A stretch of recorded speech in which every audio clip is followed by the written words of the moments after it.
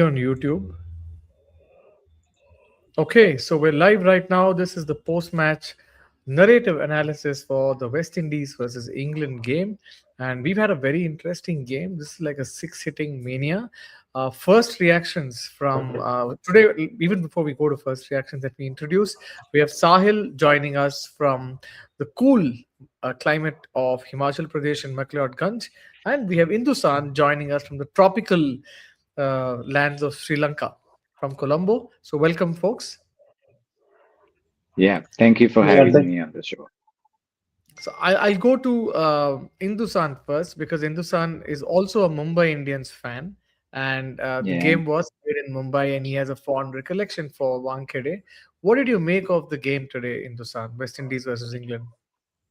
Because I mean, every time Mumbai goes, I want to quote P Dog because it's not a start strong ground because you need to be very careful on the first power play, and then the runs come in the second half of the innings, and West Indies kind of like lost little too many wickets in the first phase. That's a very non-Wankhede type of batting, but they had the firepower to recover it back. So all 55 I for was 3. focused, 55 for yeah, 3. yeah, That's where West Indies were in the yes, sixth over. yes, As you said, yes, no, Sharfin Rutherford came 76 of 42. Probably the most important knock of his career so far. He just didn't rebuild. He kind of destroyed the death overs. I thought, potentially he just turned a 160 par score into like a 197, 196 kind of a target. absolutely, So yeah, you're right. As absolutely. P Dog's observation is that this is like a thing where you keep the power play and then you try to attack. But England's game was slightly better. They had a better power play. But what do you think, Sahil? yeah, I think it was like quite strange to be honest. The game played on in two different segments. I would say like West Indies got off to a not a very good start, like 70 for 4, 55 for 3. But England, when we see England, were off to a very good start. After 8 overs, they were almost 85 runs. But after that, I think this was one of those days where Harry Brook didn't show up, and I think one of those days when they needed him to, take the team across the finishing line. He didn't really show up. 17 of just 14 balls, and I think England really is not playing according to the conditions really well. They're struggling, and especially the spin-friendly conditions that are there. It is not really favoring them at the moment. They are used to those, one pace tracks where you just come and swing at the ball. So I think that is something that with the CPL experience, the West Indies is doing well as compared to England. So yeah, I think that is what was shown in today's game.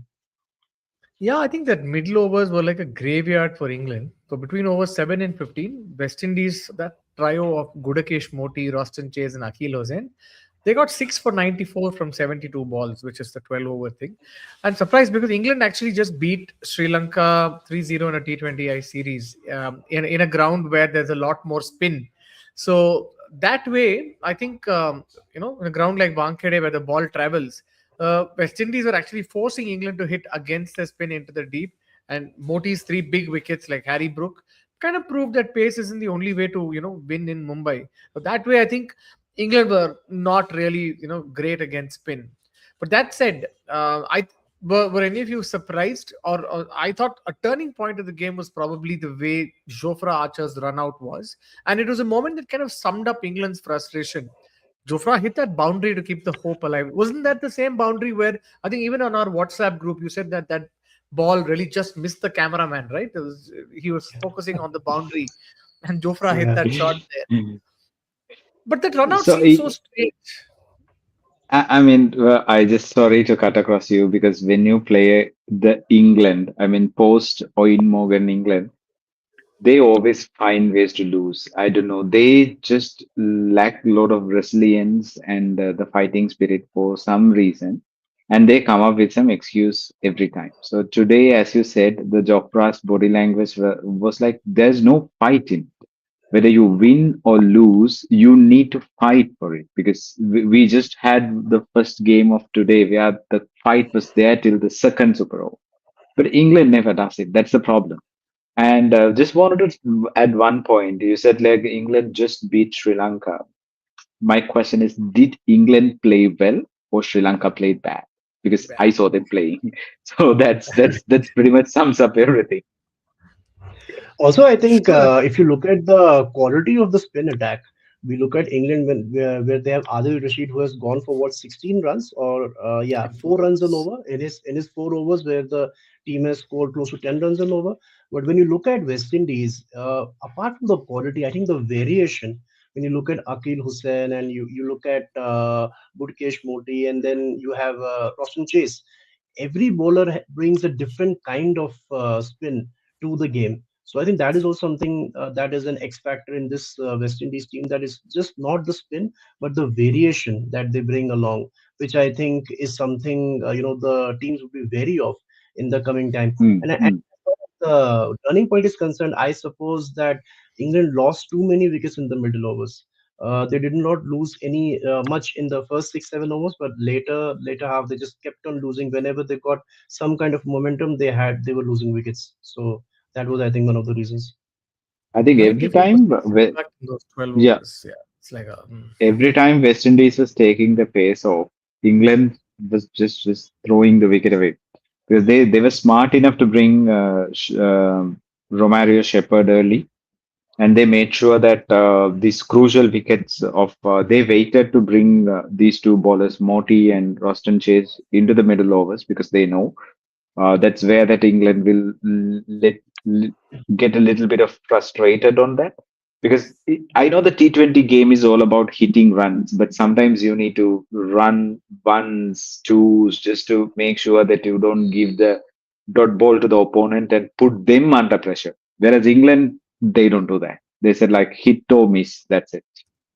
Right. We just got to take there are about 4 people who are right now watching the stream live, and there's a question coming from one of our fans, Excursion Insights, and he says, "What do you think? What do you all think will the Indian openers and bowlers be able to hold the fort against?" Of course, this is a little like Star Sports, where whichever match is being played, the question is on an India-Pakistan game, of course. And Hindustan, I heard you're going for the India-Pakistan game, so good luck with that. Yeah. Thanks. So I I was spoke to just a common lucky. friend of mine who was basically, saw the message on the group, Pavi on the group, and then she was going for the India Pakistan game, and I quickly started checking prices, flight prices from Chennai and from Bangalore. It's like 60 70,000. And I was like, okay, I'm not going for this. But thanks, Excursion Advice, to ask that specific question in terms of whether India will be able to hold fort. We've seen India. I think my answer to that would be we've seen India bat on these 150, 160 wickets, where I think scoring in the power play is very critical, which happened in the Middle East, where India, played the Asia Cup recently. So, but a large factor in that was Abhishek Sharma firing. And he's now not going to play the Namibia game in Delhi. It remains to be seen how is he recovering for the game. Let's assume Abhishek Sharma is not there. I also saw a tweet from an Indian journalist, Sahil Malhotra, that Ishan Kishan got like a leg injury and he was struggling or grimacing in pain. But assuming Ishan Kishan is batting, I'm assuming Ishan and Sanju are going to be opening the batting. Not a very confident unit because Sanju is completely out of form. But somebody like Tilak or Sanju, if they take their time on a slightly tricky wicket, maybe India still has a very strong unit if they can bat till the eighth, ninth over. And then you have a very attacking Indian batting, which you have Hardik Pandya, you have Surya Kumar Yadav, you have Shivam Dubey. So, and if Rinku Singh is playing, you have Rinku Singh. So that way, I think the depth that India offers against spin, even though they were 77 for 6 against USA not too long ago at the Wankhede, I think they might be able to. Those games are fairly rare that India loses their complete top order. But that's just my thought. We go with Sahil. What are your thoughts, Sahil? Yeah, I think even Ryan Tendeskate in the press brief told that they were looking at smarter options when it comes to approaching batting. Looking at the pitches now in the World Cup, it's not going to be those Indore and Rajkot pitches where you just come and make 230, 240, 250, whatever number comes to your mind. So I think Indian team is already looking at the pitches first, and they would have done their homework when they've seen the pitches already being played in Sri Lanka. So I think it would be a blessing in disguise if say Sanju Samson is there, because he would naturally take his time. And Abhishek Sharma, as I said in the last live that we had, that he's getting into a knack of stepping out on the first ball and just swinging his bat on the first ball. So I think not doing that it might just benefit India, and just looking at the first 2 3 overs and just settling in and going for a decent score, and then maybe going a little aggressively in the death overs. Sure. So that way, I think we've answered that question. I know, Hindustan, we've not come to you, but I'm going to come to you. Getting back to the West Indies England game at Wankhede, Sure. one of the questions that I had, or things that I observed after what Sahil spoke on the last point, was the lack of spin options. Previous game, we saw Adil Rashid being taken to the cleaners, and if I was right, was it Dawson who bowled very well against Nepal? Yeah, yeah. He bowled well. So he bowled well against Nepal. But in this game, apart from Adil Rashid, I don't think you had that consistent pressure like a trio, Gudakesh Moti, Roston Chase, and Akil Hussain, the way they were coming at England, right? I don't think that intensity England had. Like Dawson went for 27 in his three, then Will Jacks, not really a serious spinner, but Win Jacks went for like 32 in his 2 overs. And then you had Adil Rashid, who, whatever extra runs Will Jacks gave, Adil Rashid took it back in his spell. But spin was not, England totally with their spinners just got 2 wickets. Well, West Indies basically got 6 wickets. So I thought they used the spinners a lot better. And that was very critical, especially when you're playing the T20 World Cup in India. England seemed to have a reliance on pace. Sure, it helped them come out of a corner the other day when Sam Curran and Luke Wood had to bowl Nepal. They came back. They kind of had to use pace to come back. But I kind of think England have missed a trick by not having very penetrative spinners. Only one of them fires each game. What did you think of that? 100% correct. I personally believe because England is, I just see England and Sri Lanka mirrors in many way as team. Because if you just really take Sri Lanka, they never go with 6-5 combination, which is actually the ideal combination. But they always go for like 7-4. What are they doing is they are actually trying to compensate uh, by adding a one more batter to compensate the batting failure. But really, they are coming. I always go with this Murali's quote. If if 6 batters can't do a big thing, the seventh one is not going to do that. Simple as that. So they need to. Their team lacks a lot of balancing. Yeah, Will Jacks did bowl well. Even on IPL, he was bowling in couple of games and he gave 2 crucial wickets. But the problem is why he was able to do that with Mumbai Indians is they had like the likes of Bumrah and Chahar, Bolt and Satna, and everybody's around him. So it's like what I really say, the Jack's wicket that he got in Wankhede on those days, it's actually the opposite team wanted to attack him because that's the only less risky option. Here, as you correctly said, Adil Rashid put uh, like pressure on one side.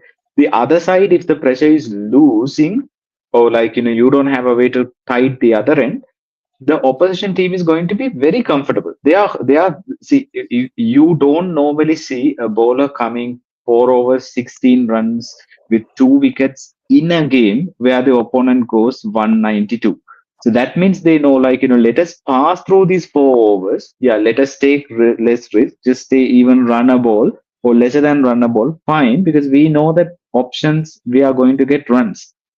This is where England lacks a lot, and they personally believe adding more batters and everyone comes and swinging and they Seven can really score runs. all-rounders. You have close to 8, 9 batters, and you still can't chase a 196 total. I'm at complete dismay. But what is England actually building that squad for? I know depth is something that's very important because somebody had tweeted 7 all-rounders in that team. That is Gautam Gambhir's wet dream, literally. Wow, seven all-rounders that you there. But it's But unfortunate. yeah, so what I would say, you I mean, I come to your point. Even the all 11 can be an all-rounders because if you have someone like Glenn Phillips who can keep and ball, you can have like all 11 as all-rounders, but they need to respect to the conditions. They need to know when to attack, when to like pass through. It's like, give a little bit of respect to the opposition bowlers and kind of understand what they are coming through because I still remember that Shamar Joseph was like bowling and Ian Bishop said the moment he see the batter's feet moves here and there, he goes wider. So these are the things that I think now with the sophisticated teams and analysis and everything in the England team with the resources, they should be able to be prepared well. They have talent, but they lack a lot of temperament and attitude in my point of Right. Also, I think While the the question, way the England spinners, if you see, I mean, in the modern cricket, they say that left-arm spinners can't bowl to left-hand batters. So Liam Dawson had to bowl to Sherfin Rutherford, whereas Akhil Hussain ended up bowling to Butler and Salt right at the top. So that was also, I think, a factor. And when we say about sophisticated analysis, I am really intrigued by the way West Indies is using someone like a Shimron Hetmeyer who's coming in the top three, as opposed to how Rajasthan Royals, uses Shimron Hetmeyer, who comes at the last 15 balls or 12 balls. Even Sheffield Rutherford, for that matter, he hardly got a bat with the way Sai Sudarshan and Shubman Gill were in form in the last IPL. This time he got a chance and he showed, the experience of IPL and these grounds he has been used to the Indian conditions for so long. So I think that is also a differentiator and something that this West Indies team has got differently. The advantage that they have got that almost all the players play the IPL, so they know the conditions better than most of the countries that are traveling for the World Cup. So that makes them more potent. That they have these players who have that extra experience of the Indian conditions. But absolutely, I think I mean, more or less, England players also play, right? I mean, seven or eight of them might be playing. I mean, that's no, my they point played. of view. It's their big payday. Like England, Australia, Absolutely. New Zealand, Chennai Super Kiwis, and all of these countries, top four, four, five people.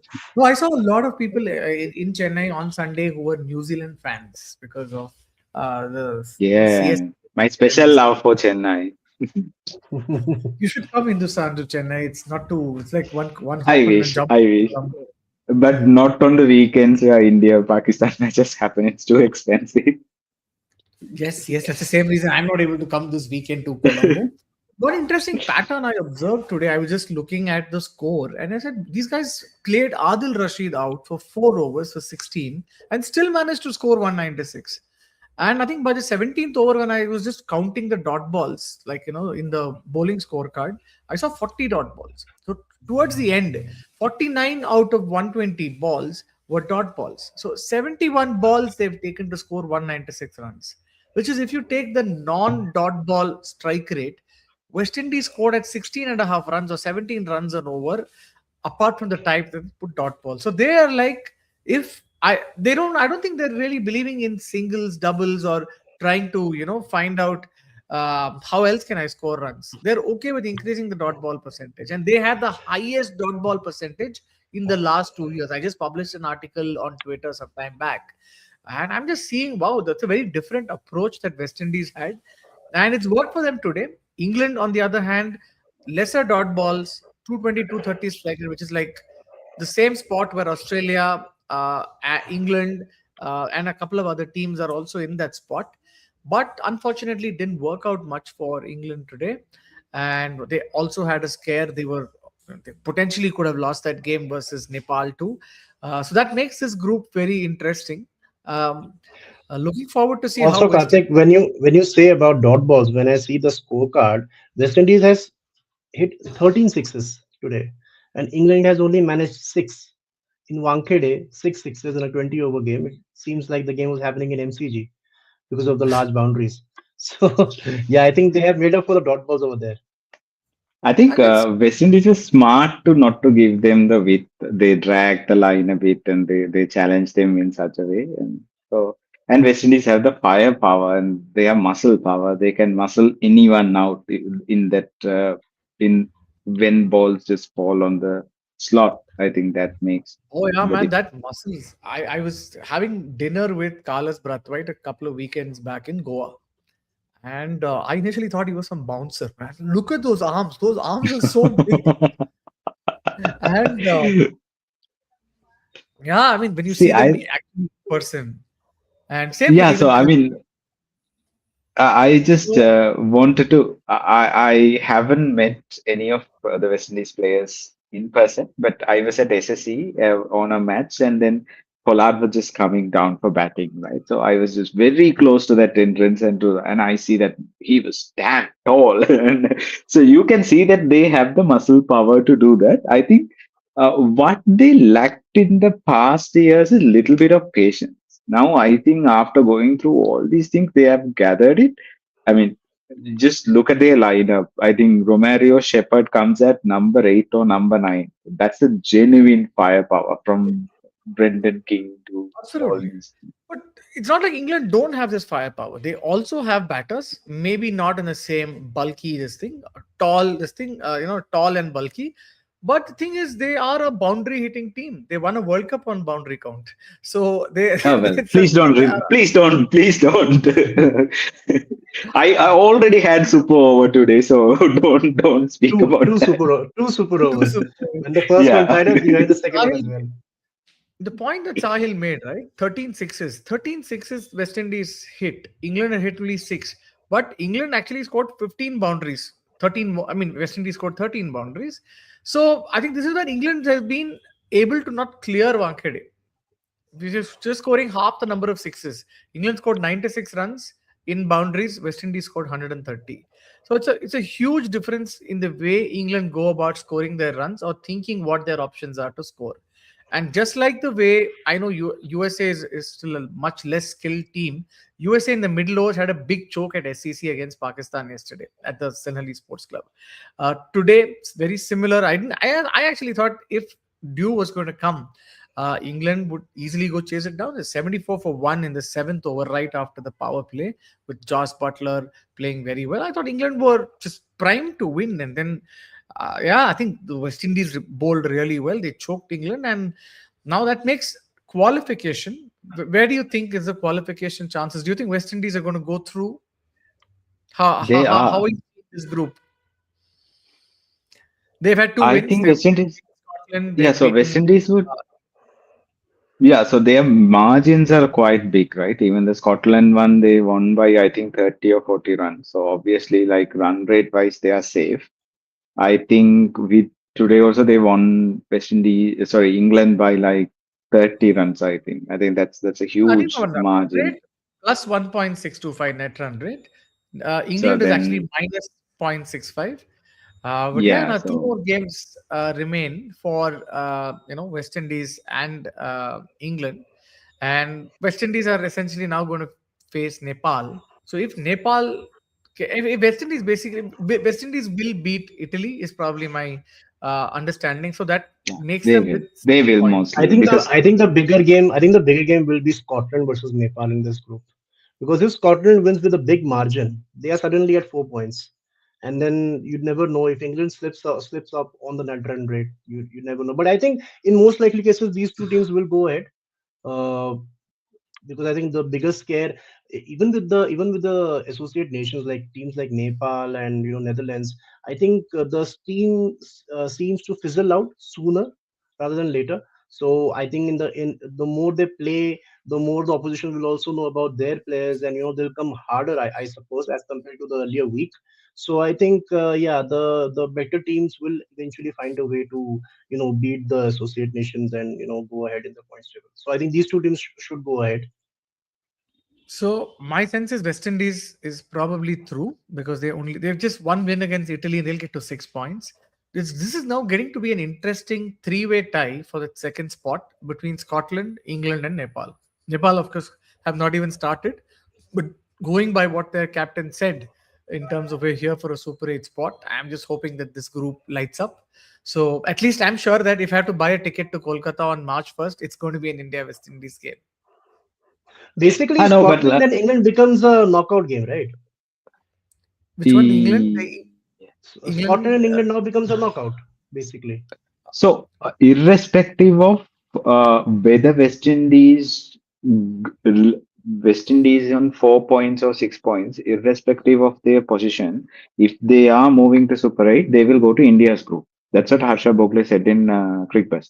Mostly it will be India, South Africa, West Indies, and Australia will be on one group.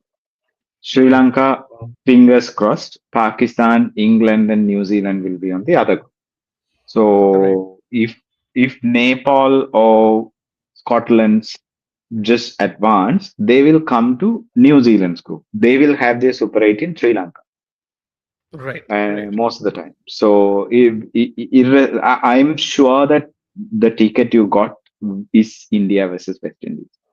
If the I am India seeding is correct. Yeah, if the India seeding is correct. So I just wanted to wait out and then see. Large right now, my bigger worry is if Pakistan get into the semi-finals, then it just messes up with all travel plans. But yes, that's the vagaries of trying to plan and travel for cricket. But- But So you but should yes, support New Zealand. No? I am fine with Simple. You support New yeah, Zealand over and you Pakistan. support. New Zealand are probably one of the better teams to submit.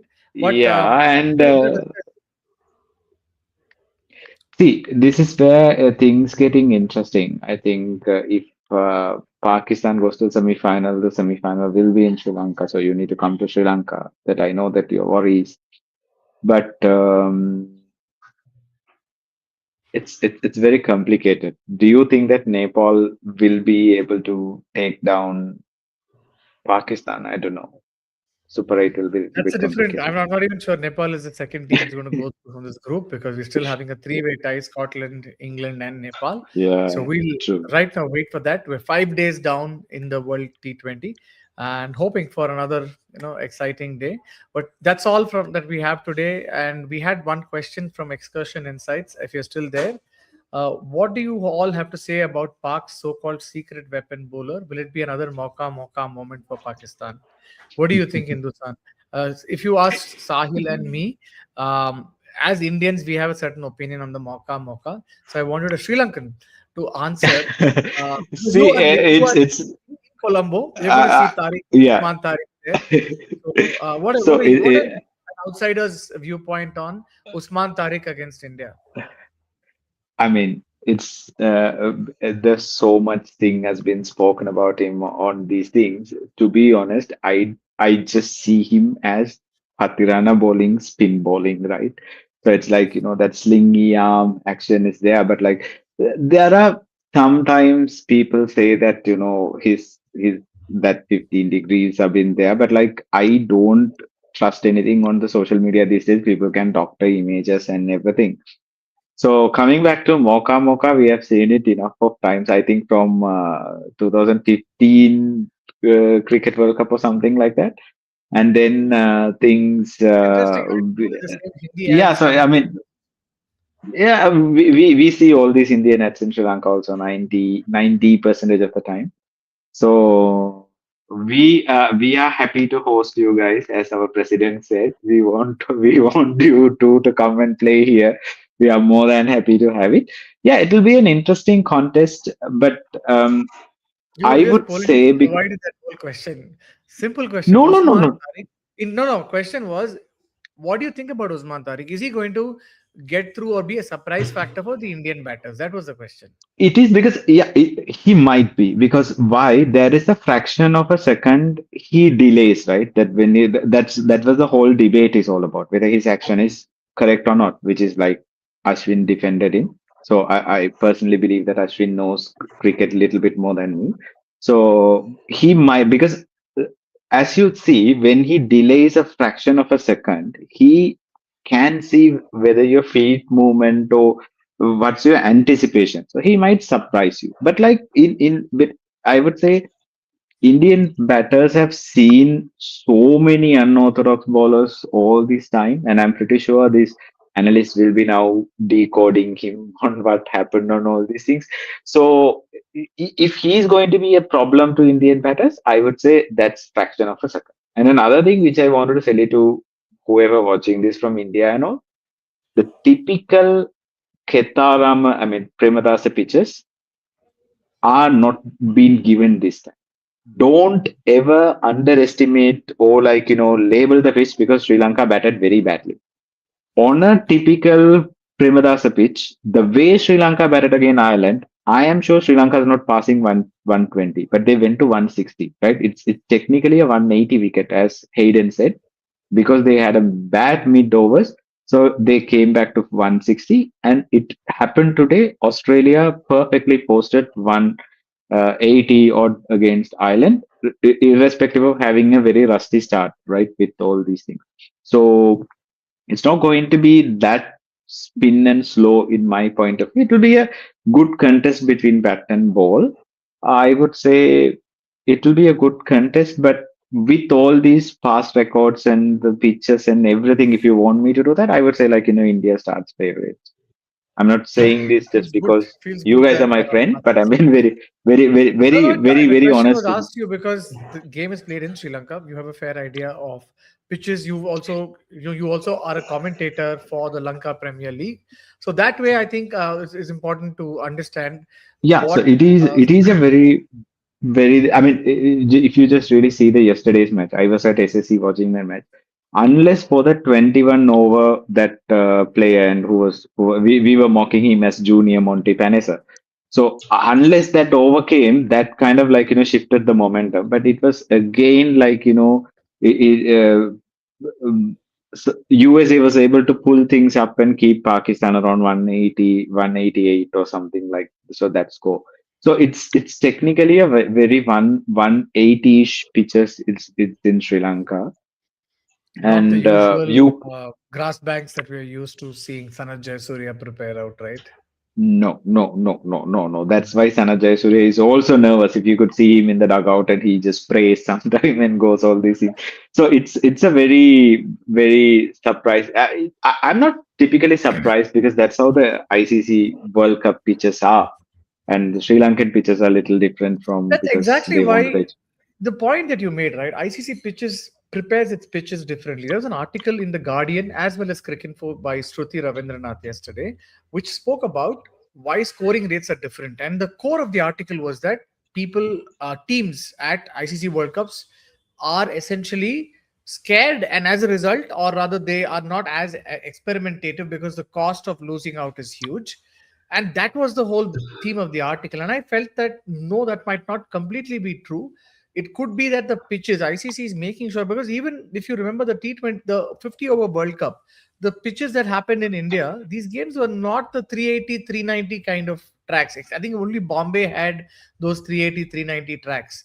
But outside of that, some of the other like tracks like Lucknow or like Kolkata in Eden Gardens had a 270 to 310, 315 kind of a track. So ICC is always generally prepares tracks which are, I wouldn't say sporting, but it doesn't tilt the game to the other extreme end. So that is yeah something that because the ICC. they always try to keep the bat and ball balance to an extent because that's technically at the end of the day that's what makes the game a little bit interesting. So they want the games to be interesting because if you put a slow sluggish pitch, just sometimes the match finishes very early, very bad on the broadcasting stuff. So it should be it should balance everything for them and it should be an interesting type. So in my point of view, Right. this is what I could say. Fair, fair. I think, yeah, I think given the lack of money in world cricket, the least that the ICC can do is optimize that the game runs for 40 overs, because there's money to be made. There is also money to be distributed so that, different boards, everybody else is also well fed in this whole equation. And yeah, on that note, I think we will call it a day. It's 11:20 right now, and thanks Hindustan for joining all the way from Colombo. Thanks Sahil for joining from McLeodganj, Pleasure, where Captain. where I think the winter, Sahil's probably just seeing snow. By the way, Sahil lives, the view that Sahil has from his home is the Dharamshala Cricket Stadium. So Oh my Sahil and God, Rahul are that's cool. neighbors. So that's the Okay. view Okay. that he has, a view that he wakes up So, to every day. And do you see cricketers when they are on hiking? Well, they go on all kinds of hikes, and in Dharamshala you will find a hike every nook and corner. So So I've not really met anyone on a hike yet, but yeah, have been in touching distance of many cricketers when they visit the town for IPL and for the matches. cool. Cool, cool. Nice, So nice, nice. ideally, the place from Sahil basically stays on a hill, which is like a slight small forest, and then you have Dharamkot, and then you have the Triun Mountains. So usually cricketers take this path and go, and Oh, I've seen a couple of cricketers chilling there. These people, since they're locals, right, they don't really go to cafes. We are outsiders, we Yes. come there to go to cafes. We end up bumping into cricketers. Like I remember bumping into Shashank Singh, the couple of Karnataka fast bowlers from the Punjab team who were there, Arshdeep Singh, Mayank Dagar, all of them just in the Dharamkot Square. So it's been 1.5 years since I've come that side. Looking forward to come, but for now I think we will call it a night and then go back to sleep. Sleep has been something that's been very tough to catch up because there's so much of intense cricket. And today we've had a very intense day with the two super over first game, which disrupted all work. And then you had an okay Australia Ireland game, and then another intense England West Indies game. So looking forward to a new day 6 tomorrow. Thanks for joining us, and this is where day 5 ends. Thanks a lot. thanks. I've just ended the stream.